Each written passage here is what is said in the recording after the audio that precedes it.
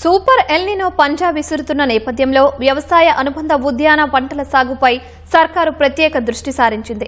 రాష్ట్రంలో 23 జిల్లాల్లో లోటు వర్షపాతం దృష్ట్యా వరి, పత్తికి బదులుగా కూరగాయల సాగు కోసం ఉద్యాన శాఖ ప్రణాళికలు రూపొందిస్తోంది.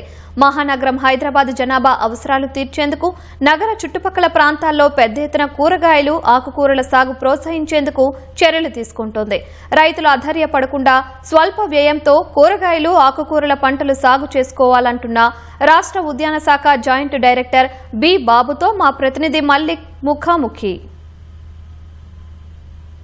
రాష్ట్రంలో సూపర్ ఎల్నినో పంజా విసురుతుంది.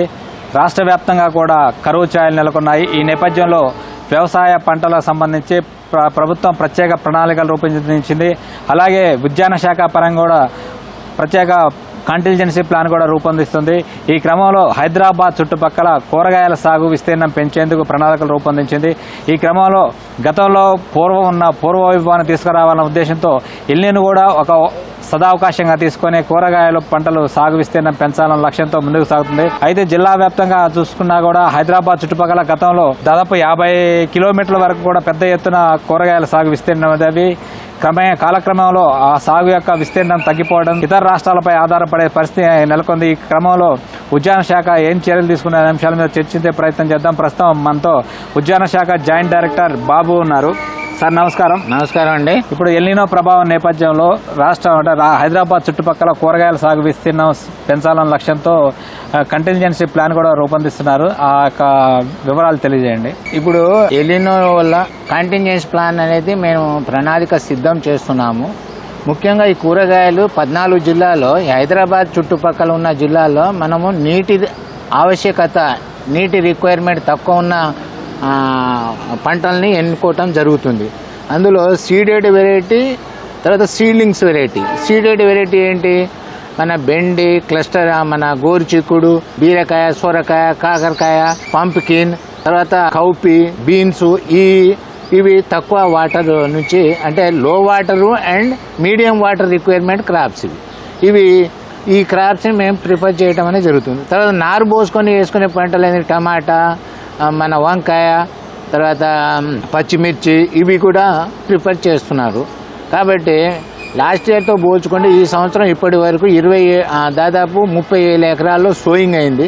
మాకు 50,000 ఎకరాల్లో, 50,000 నార్మల్ ఏరియాలో 35,000 ఎకరాలు సో అయింది. మేము దీని మీద చాలా దృష్టి పెట్టాము. వాస్తవంగా ప్యాడీ నుంచి కూరగాయలు కన్వర్ట్ అయిన వాళ్ళు దాదాపు ఒక 10 నుంచి 15,000 ఎకరాలు ఇప్పుడు కవర్ అయింది. రాబో కాలంలో కూడా 1,00,000 ఎకరాలు తీసుకోవాలని మేము అంచనా వేసి ప్రభుత్వంకు తెలియజేయడం జరిగింది. అంటే ఇందులో కంటింజెన్సీ ప్లాన్ లో భాగంగా రైతులకు అవసరమైన విత్తనాలు, ఇతర ఉపకరణాలు ఎలాంటివి అందుబాటులో పెట్టారు?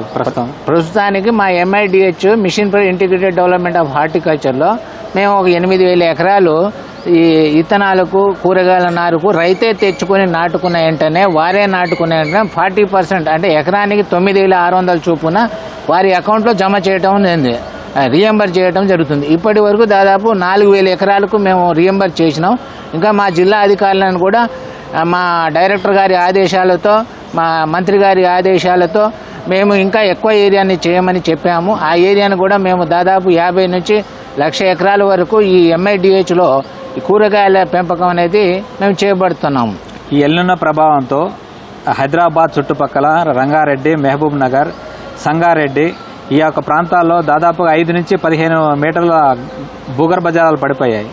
ఈ క్రమంలో ఏ కూరగాయల పంటలు ఎక్కువగా ప్రోత్సహిస్తున్నారు? అంటే మన హైదరాబాద్ నగరానికి మీరు మంచి ప్రశ్న వేశారు. కూరగాయలు మన హైదరాబాద్కు రోజుకు 3,000 టన్నులు కూరగాయలు కావాలి. అందులో రెగ్యులర్గా తినే కూరగాయలు, అకేషనల్లీ తినే కూరగాయలు, అప్పుడప్పుడు తినే కూరగాయలు ఉంటాయి. రెగ్యులర్గా తినే కూరగాయలు ఏంటి? టమాటా, వంకాయ, బీర, సొర, కాకర, గోరుచిక్కుడు, తర్వాత పాలకూర, తోటకూర, ఇవన్నీ చేస్తున్నారు. కాబట్టి వీటిని అన్నిటికీ పెద్ద ఎత్తున ప్రోత్సహించడం అనేది జరుగుతున్నది. వాటిలో భాగంగా మేము విత్తనాలు కూడా రైతులకు తెచ్చుకొని వాళ్ళే నాటుకోమని చెప్పేసి మా MIDHలో చేసి, దాంట్లో ఈ మధ్య మేము ఇంకోటి చేసినాము. కూరగాయల నారుతో పాటు సపోజ్ టమాటా ఒక 30 ఎకరం వేసుకొని ఒక 1/4 ఎకరం విత్తనాలు వేసుకోమని, బీర, సొర, కాకర, గోరుచిక్కుడు వేసుకోమని కూడా ప్రోత్సహిస్తున్నాం. ఎందుకంటే ఒక ఎకరంలో పావు ఎకరం, ఒక పావు ఎకరం బెండకాయ, ఒక పావు ఎకరం గోరు చిక్కుడు, ఒక పావు ఎకరం టమాటా, ఒక పావు ఎకరం వంకాయ వేసుకొని మనం కూడా 4 విధాలుగా మనము రైతులకు ఎంకరేజ్ చేయటం వల్ల వాళ్ళకి విత్తనాలు అనేది వస్తుంది. తర్వాత మల్చింగ్ అనేది ఎకరానికి 50% చొప్పున 8,000 రూపాయల చొప్పున ఇస్తున్నాం. ఆ మల్చింగ్ చేయడం వల్ల రైతులకు నీటి ఎద్దడి దాదాపు 40% వాటర్ సేవ్ అవుతుంది. దాంతోపాటు డ్రిప్ ఇస్తున్నాం. అంటే గత ఉమ్మడి రాష్ట్రం హయాంలో పెద్ద ఎత్తున రాయితీలు ఉండేవి, ప్రత్యేకించి మైక్రో ఇరిగేషన్ ఇతర సంబంధించి. అయితే కాలక్రమేణా గత 10-12 సంవత్సరాలుగా ప్రోత్సాహకాలు తగ్గిపోతున్నాయని ఒక విమర్శ కూడా ఉంది. ఇప్పుడు ఈ సంవత్సరం ఎలా ప్రోత్సహిస్తున్నారు? ప్రోత్సాహాలు తగ్గలేదండి, ఇంకా ఎక్కువైనాయి. 90% subsidy SC ST SFMA farmers, 80% subsidy, 60% subsidy అనేది ఇవ్వటం జరుగుతుంది MIPలో. ప్రోత్సాహకాలు ఎట్టి పరిస్థితుల్లో తక్కలే. గత ప్రభుత్వం ఇంతకుముందు ఉన్నప్పుడు 1 హెక్టారే ఇచ్చేది, ఇప్పుడు 5 హెక్టార్ల వరకు ఇస్తున్నారు. 90% సబ్సిడీ, 80% సబ్సిడీ, 70% సబ్సిడీ. ఇట్లా యూనిక్ సబ్సిడీ దేశంలో ఎక్కడా లేదు, తెలంగాణలో తప్ప. ఇది మాత్రం కరెక్ట్. తర్వాత స్ప్రింక్లర్స్ కూడా ఇస్తున్నాం. ఇప్పుడు హైదరాబాద్ జనాభా దాదాపు 1.5 చేరుతుంది. ఈ క్రమంలో జనాభాకు అవసరమైన కూరగాయల కోసం ఇతర రాష్ట్రాలపై ఆధారపడాల్సిన పరిస్థితి ఏర్పడింది. ఈ క్రమంలో స్వయం సమృద్ధి సాధించడానికి ఉద్యాన శాఖ పరంగా ఎలాంటి చర్యలు తీసుకుంటుంది? మన ప్రణాళికలు ఏంటి? మన ప్రణాళికలో మనము కొన్ని కూరగాయలు మాత్రమే డెఫిసిట్ ఉన్నాము. ఆ డెఫిసిట్ ఉన్న కూరగాయలు మాత్రం మేము అధిగమిస్తాం. ఈ సంవత్సరం కంపల్సరీ అధిగమిస్తాము. దానికి సంబంధించింది మేము IIHR నుంచి ఇంతకుముందు కూడా 12-13 జిల్లాల్లో విత్తనాలు తెచ్చి ఇచ్చాము. దాదాపు 17,000 మంది రైతులకు ఇచ్చాము. ఇక ముందు కూడా మేము MIDHలో 40% సబ్సిడీ మీద దాదాపు 50 నుంచి 1,00,000 ఎకరాల వరకు కవర్ చేయడానికి ప్రణాళిక చేస్తున్నాము. ఆల్రెడీ 10,000 ఎకరాలకు మేము నడుస్తుంది. అందులో భాగంగా ఈ 1-2 నెలల్లో కూడా ఇది పూర్తిగా చేస్తాము. తర్వాత ఈ ఎలినో వల్ల మేము ప్రభావాన్ని ఎదుర్కోవటానికి ఎలా తయారు చేయాలి, మల్చింగ్ ఎలా చేసుకోవాలి, మనం మొత్తం కూరగాయల ఆకులు కానీ ఏదైనా కానీ రాలిపోయినాయని భూమి మీదనే ఉండాలి. ఎవాపరేషన్ కాదు, ఆకులే మల్చింగ్గా పనిచేస్తాయి. ఈ మన వరిగడ్డి కానీ ఏదైనా ఎండు ఆకులు కానీ అవి పోసేసి భూమిని ఆవిరి కాకుండా మల్చింగ్ తోటి మేము కప్పబడి ఉంచుతున్నాము. దాన్ని మనం ప్రకృతి మల్చింగ్ అంటాము. అది దాదాపు 40% వాటర్ సేవ్ చేస్తుంది. ఎవాపో ట్రాన్స్పిరేషన్ ఆపుతుంది.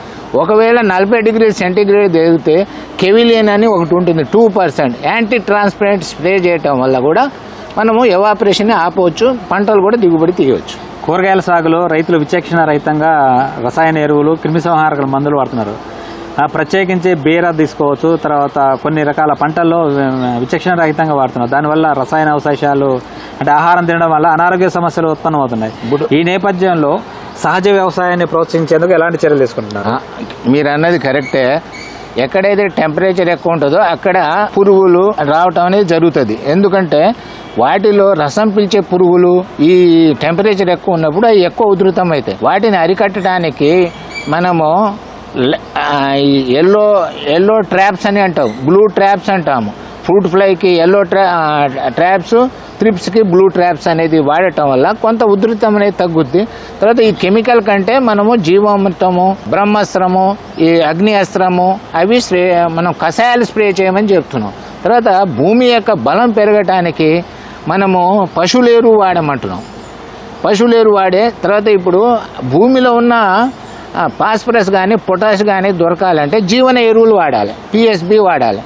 ఫాస్ఫరస్ సాల్యుబుల్ బ్యాక్టీరియా కానీ పొటాష్ పవర్ కానీ అట్లాగే నత్రజనిలో ఉన్నది. నత్రజనిలో ఏంది ఫిక్సేషన్ చేస్తాయి. ఇప్పుడు మనం కొన్ని కూరగాయలు ఉన్నాయి, ఇది ఉంది, గోరుచిక్కుడు ఉంది, తర్వాత ఏరుశనగ ఇవన్నీ ఉన్నాయి. ఇవి ఏంది నైట్రోజన్ ఫిక్సేషన్ చేస్తాయి భూమిలో, కాబట్టి అవి ఎక్కువ వేసుకోవాలి.